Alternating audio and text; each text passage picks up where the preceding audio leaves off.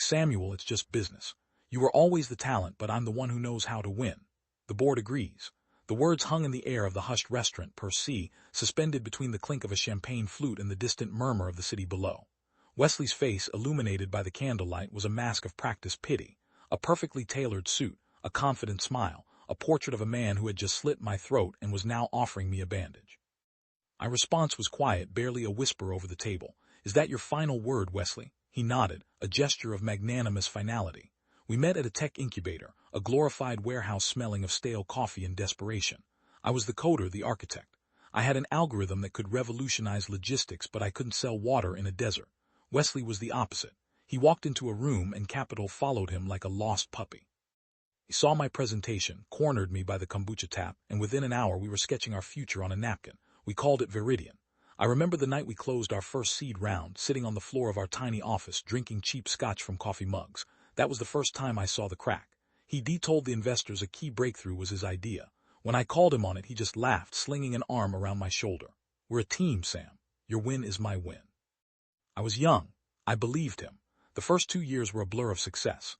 We landed the OmniCorp contract, got a feature in Wired, and leased a glass-walled office overlooking the bay. I was the engine pulling all-nighters with the dev team, fueled by pizza and the pure joy of creation. Wesley was the face, handling investor relations, which seemed to mostly involve lunches at Zuni Cafe and ski trips to Jackson Hole. He was the one who gave the speeches at the Christmas parties. I was the one who built the product he was taking credit for. The imbalance grew slowly. Hire a new head of sales, a friend from his fraternity, without my sign-off. Trust me, Sam, I'm steering the ship, he'd say. And I did. I was so focused on the code, on the dream we built on that napkin, that I didn't see he was rebuilding the ship around himself, plank by plank, leaving me on a shrinking raft. The discovery was an accident. A misdirected email sent to the general management alias instead of his private list. It was from our CFO, a man Wesley had hired. Subject line was SV Equity Restructure. The body mentioned invoking a morality clause to dilute my shares ahead of a Series B funding round. My blood ran cold. Morality clause. I hadn't taken a day off in 3 years. I started digging, not with anger but with a cold, surgical precision. For 3 weeks I came in early and stayed late, running data recovery software on old server drives. I hired a digital forensics consultant, a quiet, methodical woman named Zara. She worked remotely, peeling back the layers of Viridian's finances. What she found was staggering. Wesley had created a shell corporation in Delaware, Apex Solutions. He'd been funneling company funds into it for over a year, disguised as consulting fees and R&D expenses. Over $150,000. He'd used it to lease a Porsche Taycan and make a down payment on a condo at the Millennium Tower.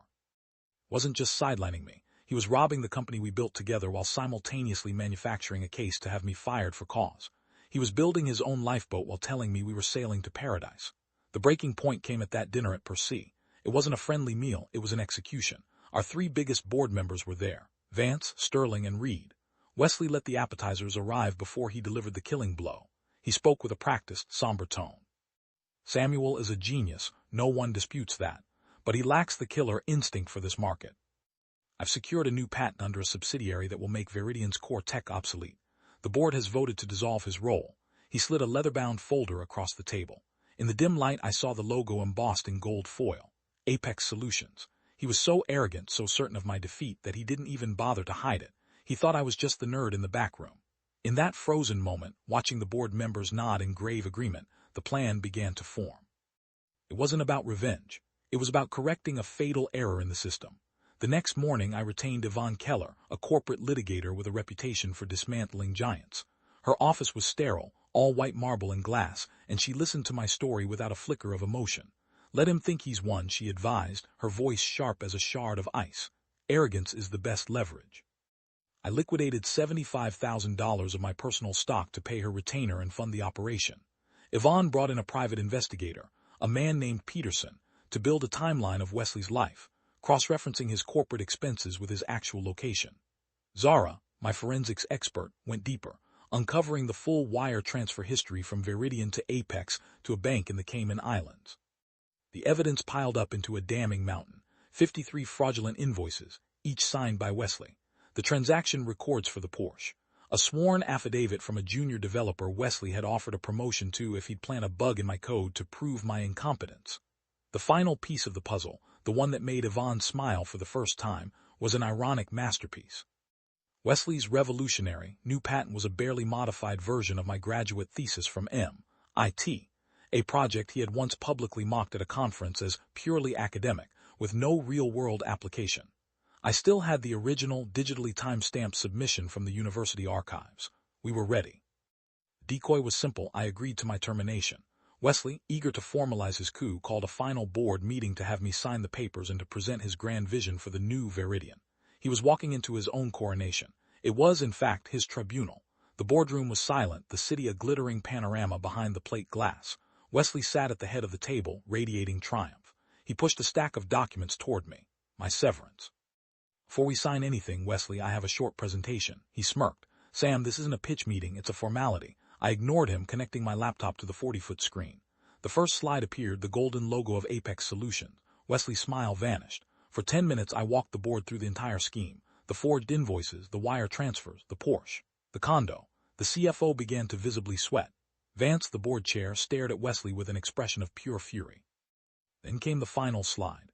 A side-by-side comparison of Wesley's patent application and my decade-old thesis.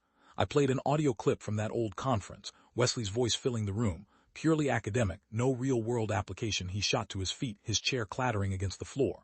This is slander, it's fabricated. You can't prove any of this. Yvonne Keller stepped out from a small alcove where she'd been waiting. I don't have to prove it, I said, my voice steady. The SEC and the district attorney's office will. The fallout was immediate and catastrophic. The story hit the tech blogs by sundown. My phone lit up with texts from colleagues, investors, even distant relatives. I turned it off. The board reinstated me as sole CEO within 24 hours and summarily fired the CFO. Wesley was charged with multiple counts of wire fraud and embezzlement. Facing a mountain of evidence, he pled guilty, agreeing to pay back every cent, $157,800 to be exact, and forfeiting his entire equity stake in the company he tried to steal. I saw him once, about a year later. He was getting into a dented Honda Civic in the parking lot of a suburban IT firm, his tailored suit replaced by a cheap, sweat-stained polo shirt. He looked tired and small. I moved into a new apartment, a quiet place where I could watch the fog roll in over the bay. Viridian, under a new name, thrived. We became smaller, smarter, more focused. The team was loyal, the work was pure again. I had learned a hard lesson about trust, but it hadn't made me bitter. It had made me precise. At our first quarterly meeting, Ms. Sterling raised a glass. To Samuel, she said, "You really know how to win." I just smiled because winning was never the point. It was just business.